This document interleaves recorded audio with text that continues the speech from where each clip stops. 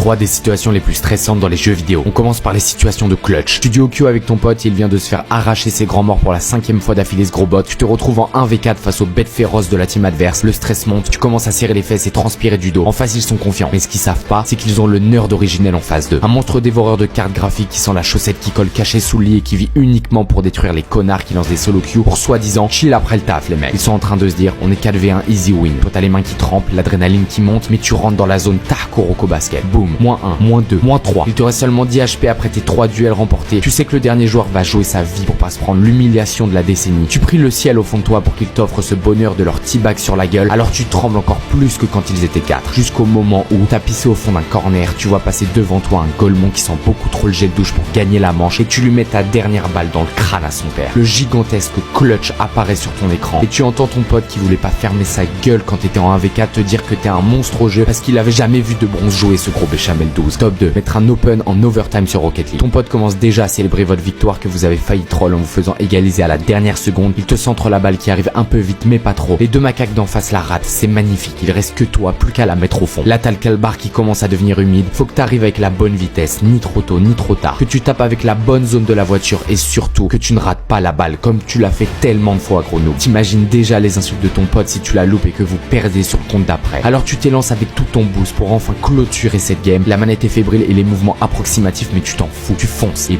bim, tu frappes la balle. Poteau, la balle repart vers votre but et tu vois ce connard de sniffer de Res 77 s'empresser de la mettre au fond pour te spammer quel arrêt dans le chat alors qu'il vient de t'égaliser à la dernière seconde plus t'humilier dans l'overtime. Il est 3h du mat, le daron dort mais c'est trop pour toi. Tu hurles dans ta chambre de rage parce que t'es qu'une merguez supplément pois chiche. Ce qui m'amène au top 1 de ce classement. Celui qui va réveiller en toi un traumatisme profond. Les bruits de pas du daron qui montent les escaliers alors que t'es interdit de jeux vidéo. C'est ce qui s'approche le plus du bruit de la faucheuse quand elle vient te chercher. Quand tu les entends, tu sais que c'est déjà trop tard et tu vois ta vie défiler. Tu peux pas faire le mec qui dort, t'es déjà cramé mon pote. Ces pas sont lourds et reflètent parfaitement le daronnage qui t'attend. T'es fini gros nerd et tout ça par ta faute. Fallait pas louper cet open à 3h du matin face à Sniffer de Ray et Kevin le Guetteur. Quelle sera ta peine, t'as pas envie de savoir.